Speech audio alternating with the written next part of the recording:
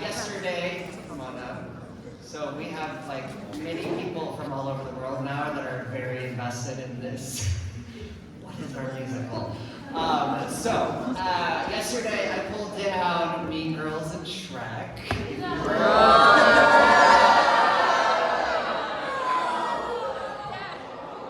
about that. There's future years, guys. Like, no, there's not the only year. So we have 6 left. I'm gonna go and take 2 more down. Again, our announcement is on Friday. And I'm really excited about it. I'm hoping that you are too, though a lot of you have lots of opinions about all of this, which is amazing. So I'm gonna take down 2.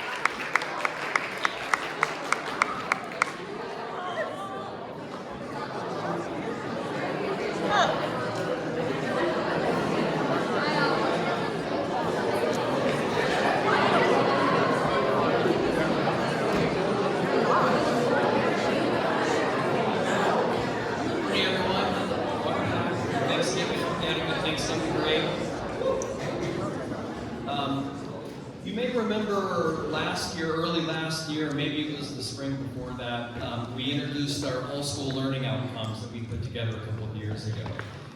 And so in all of our classes, in our entire program, whether it's co-curricular, extracurricular, academic, sports, we strive to implement and sort of effectively give you all these learning outcomes by the time you graduate. And there they are right there. So hopefully you all see these in the work that you're doing in your classes. And so I wanted to follow up on my email, which was either Sunday or yesterday morning, about course feedback forms. And at the end, every year at the end of the semester, all teachers ask students to complete a standard course feedback form for each of their classes. So your teachers want your feedback to better understand how their classes and their teaching are meeting your needs as learners, and how they can better implement these learning outcomes. So for instance, are there strategies that they use that help you learn more quickly, more thoroughly than others? Are there strategies that you use or experiences in other classes that you wish they would try? So to help your teachers get the most out of your feedback, please keep the following in mind. So the survey is anonymous. The form doesn't ask for, it doesn't track your email addresses. It does require you to sign in, just because we want to make sure that they're your students filling these out, but we don't see your email addresses at all. But remember, you're writing to your teachers. Your feedback can influence the way they teach their courses. So stick with constructive feedback, be honest, but also be professional and be kind, and then be detailed and specific when possible. So for every question we ask, there's a scale of 1 to 5. So do you agree or disagree with that statement? But then there's a question right under that asks for you to provide any details or specific examples that will help the teacher understand why you answered that certain way. So really appreciate you all taking a part in this process. Your teachers do too. And if you have any questions, then let me know. Thank you.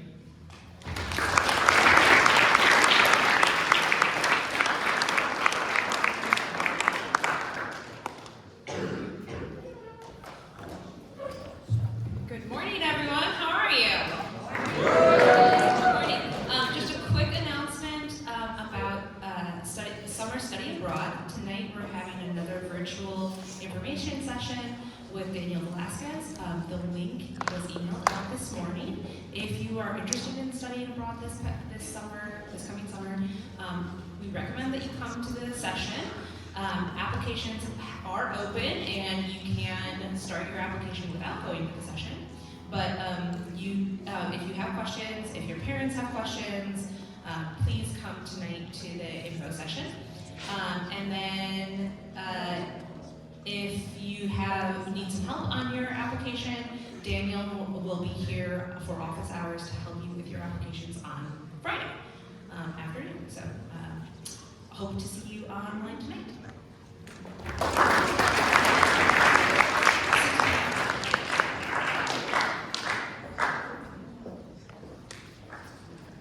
So Model UN is going to our first conference of the year this weekend at Berkeley. So with that, we have a few spots open. We have 4 openings, some people who weren't able to make it that originally signed up. So if you're interested at all, please let me, Miss Yarny, or anyone else on the Model UN exec team know, because we'd love to fill those slots. And yeah, really looking forward to it this weekend. Thank you. And next up, we have boys soccer and then Miss White.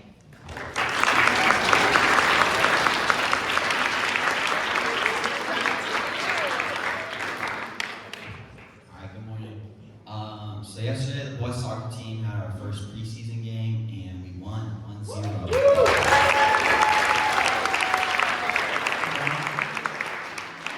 Tomorrow we have a game at 5 o'clock at Pacific Grove High.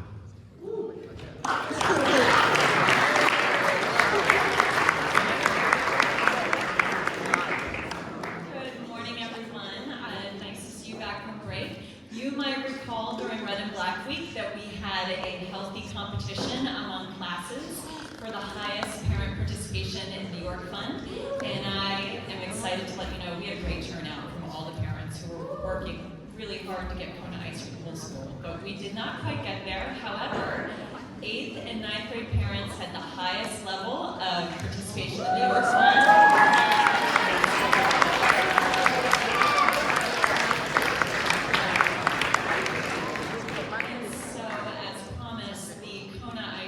Will be out at the drop-off circle today during class meetings, so right after assembly for all 8th and 9th graders. Thank you again for your support. Now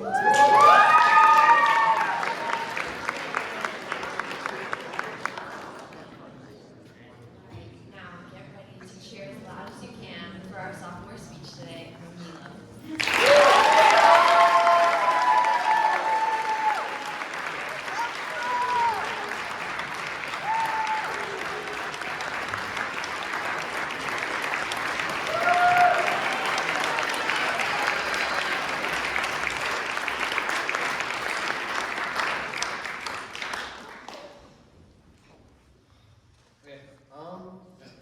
It's been a week since I left everything behind for Alaska, and I just now hit Canada and realized that the trip until now isn't the easy part. As my phone data does not work worldwide, but only in America. This means I cannot text my friends or watch TikTok to waste time. Dreading my fate of having to play the license plate game with my family, I weighed my choices and decided that sleeping would be my go-to strategy to waiting out these 10-hour-long drives. Stalling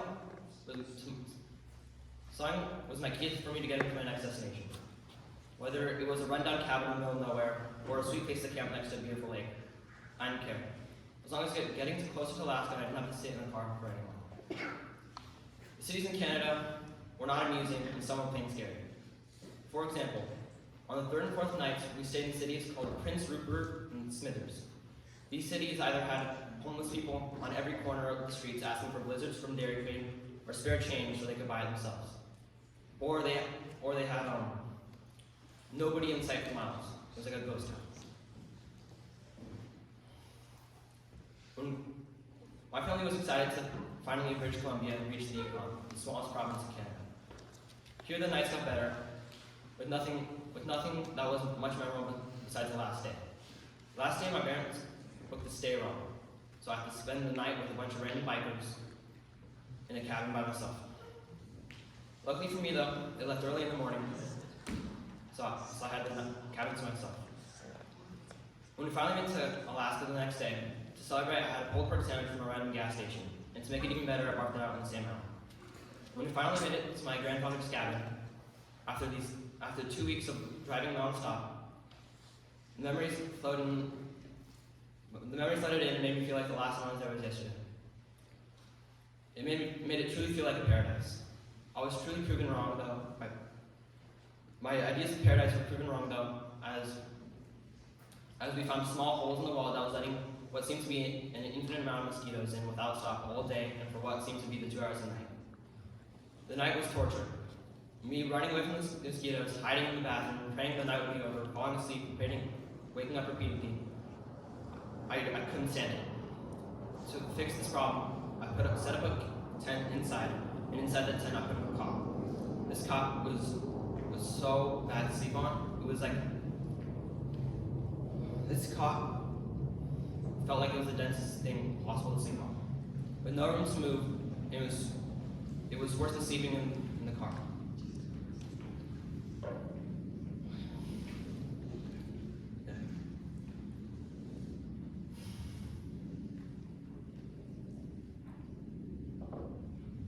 After fixing the mosquito problem, we still had 2 major issues. We were super bored, and there was nothing. Our running water system wasn't working. This means we couldn't take showers or flush the toilets. To fix this problem, we called over my uncle. My uncle was the only plumber in town, and he fixed the running water system in less than 2 hours. The same night, he invited us over to his house, which he built himself, and to meet his wife that went to the same school as my mother their whole lives. At his house, he showed me around his car collection, which included a Ferrari which is spray painted black and removed the muffler, which he drove me around in his backyard racetrack where we did donuts and reached speeds over 100 miles per hour. The next 4 days I spent the next 4 days at his house, where he showed me what to do and how to have fun in Alaska, which included driving down to a gravel pit in a 4-wheeler and getting airtime, and shooting guns at trees and squirrels.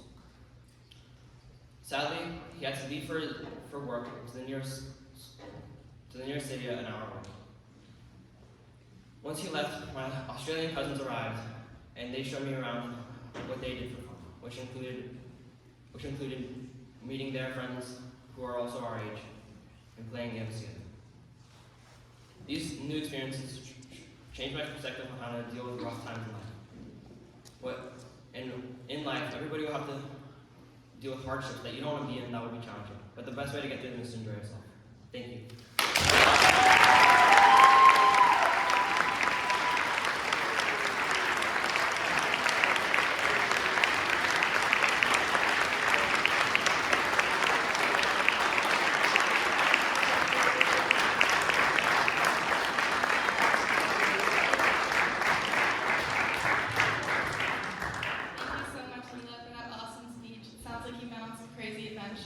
I'm glad you could learn from them. All right, so that's all we have for break today, so go to class.